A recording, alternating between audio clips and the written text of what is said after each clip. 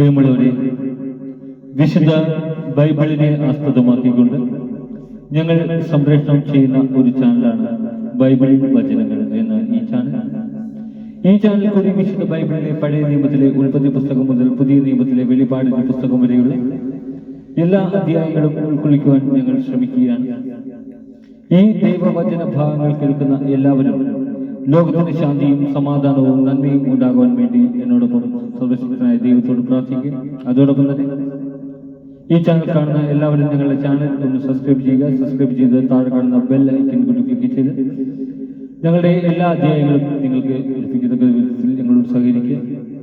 പുതിയതായി കേട്ടു തുടങ്ങുന്നവർ ഉൽപ്പത്തി പുസ്തകം 1 മുതലുള്ള അധ്യായങ്ങൾ ദയവ് ചെയ്ത് കേൾക്കുക.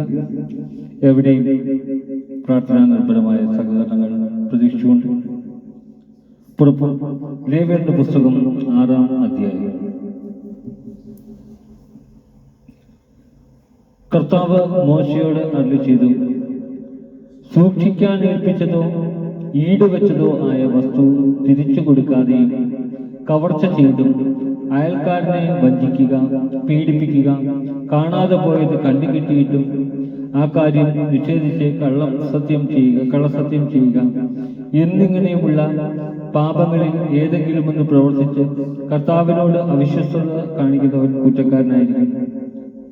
ഒരുവൻ ഇങ്ങനെ പാപം ചെയ്ത കുറ്റക്കാരനായാൽ അവൻ കവർച്ച കൊണ്ടോ മർദ്ദനത്തിലൂടെയോ കൈവശപ്പെടുത്തിയതും സൂക്ഷിക്കാൻ ഏൽപ്പിക്കപ്പെട്ടതും കാണാതെ പോയി കണ്ടുകിട്ടിയതും കള്ളസത്യം ചെയ്ത് നേടിയതും എല്ലാം ബലിയുടെ 5-ൽ 1 ഭാഗം കൂട്ടിച്ചേർത്ത് പ്രായശ്ചിത്ത ബലിയുടെ ദിവസം ഉടമസ്ഥന് തിരിച്ചു കൊടുക്കണം. കൂടാതെ പ്രായശ്ചിത്ത ബലിക്കുള്ള ചെലവനുസരിച്ച് നീ നിശ്ചയിക്കുന്ന വില വരുന്ന ഊനമറ്റ ഒരു മുട്ടാടിനെ ആട്ടിൻപറ്റത്തിൽ നിന്ന് കർത്താവിന് പ്രായശ്ചിത്ത ബലിയായി പുരോഹിതന്റെ അടുക്കൽ കൊണ്ടുവരണം. പുരോഹിതൻ കർത്താവിന്റെ മുമ്പിൽ അവന് വേണ്ടി പാപപരിഹാരം ചെയ്യണം. അപ്പോൾ അവൻ ചെയ്ത ഏത് കുറ്റത്തിൽ നിന്ന് അവന് മോചനം ലഭിക്കും. നിരന്തര ദഹനബലി. കർത്താവ് മോശയോട് അരുളി ചെയ്തു, അഹരോനോടും അവന്റെ പുത്രന്മാരോടും ഇപ്രകാരം കൽപ്പിക്കുക, ദഹനബലിക്കുള്ള നിയമം ഇതാണ്. ബലിവസ്തു ബലിപീഠത്തിന്മേലുള്ള അഗ്നികുണ്ഡത്തിൽ രാത്രി മുഴുവൻ പ്രഭാതം വരെ വെച്ചിരിക്കണം. ബലിപീഠത്തിലെ അഗ്നി തുടരെ കത്തിക്കൊണ്ടിരിക്കുകയും വേണം. പുരോഹിതൻ പണം കൊണ്ടുള്ള വസ്ത്രവും ചണം കൊണ്ടുള്ള വസ്ത്രവും കാൽച്ചട്ടയും ധരിക്കണം. കാഴ്ചവസ്തു അഗ്നിയിൽ ദഹിപ്പിച്ചുണ്ടായ ചാരം ബലിപീഠത്തിൽ നിന്ന് ശേഖരിച്ച് അതിന്റെ ഒരു വശത്തിടണം. അതിനുശേഷം വസ്ത്രം മാറി വേറെ വസ്ത്രം ധരിച്ച് ചാരം പാളയത്തിന്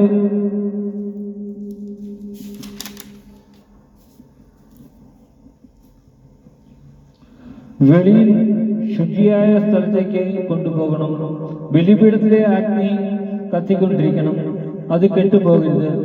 ദിവസവും രാവിലെ പുരോഹിതൻ അതിൽ വിറക് അടുക്കുകയും അതിന്മേൽ ദഹനബലി വസ്തു ക്രമത്തിൽ നിരത്തുകയും സമാധാന ബലിക്കായുള്ള മേധസ് ദഹിപ്പിക്കുകയും വേണം.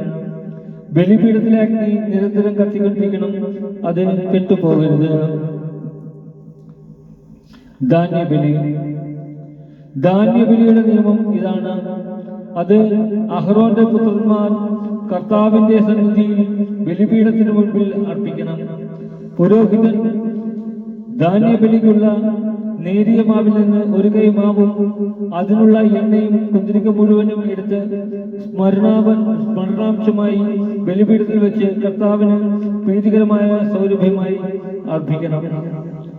ശേഷിക്കുന്നത് അഹ്റോനും പുത്രന്മാരും ഭക്ഷിക്കണം. വിശുദ്ധ സ്ഥലത്ത് വെച്ച് പുളിപ്പില്ലാത്ത അപ്പമുണ്ടാക്കി വേണം അത് ഭക്ഷിക്കാൻ. സമാഗമ കൂടാരത്തിന്റെ അങ്കണത്തിൽ വെച്ച് അവർ അത് ഭക്ഷിക്കണം. അത് പുളിപ്പ് ചേർത്ത് ചുടരുത്.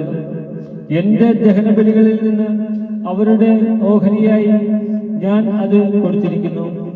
പാപപരിഹാര ബലി പോലെയും പ്രായശ്ചിത്ത ബലി പോലെയും അത് ഏറ്റവും വിശുദ്ധമാണ്. അഹ്റോന്റെ പുത്രന്മാർക്കെല്ലാവർക്കും കർത്താവിന്റെ ദഹനബലിയിൽ നിന്ന് ഭക്ഷിക്കാം. തലമുറ തോറും എന്നും നിലനിൽക്കേണ്ട നിയമമാണിത്. അവയെ സ്പർശിക്കുന്നവരെല്ലാം വിശുദ്ധരായിത്തീരും.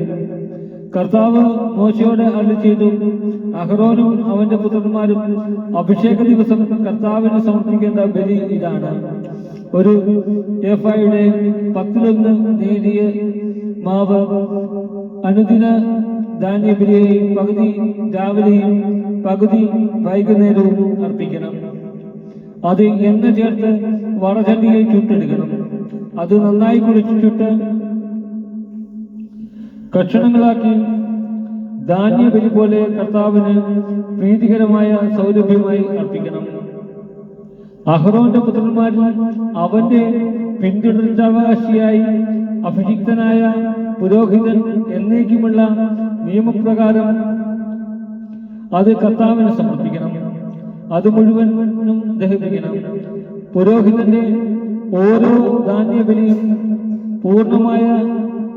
പൂർണ്ണമായി പുരോഹിതൻ തന്റെ ഓരോ ദാനബലിയും പൂർണ്ണമായി ദഹിപ്പിക്കണം. അത് ഭക്ഷിക്കാൻ പാടില്ല. പാപപരിഹാര ബലി.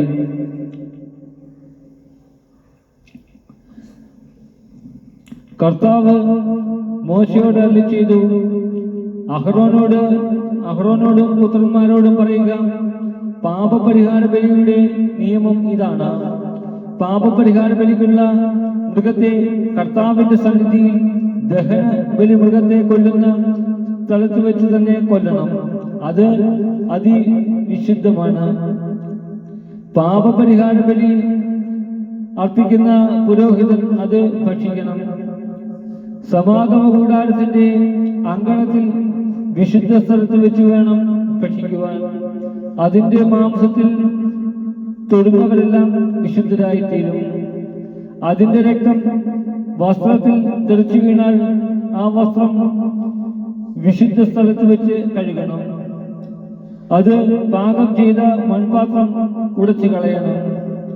ഓട്ടുപാത്രത്തിലാണ് പാകം ചെയ്തതെങ്കിൽ അത് നന്നായി തേച്ച് കഴുകണം.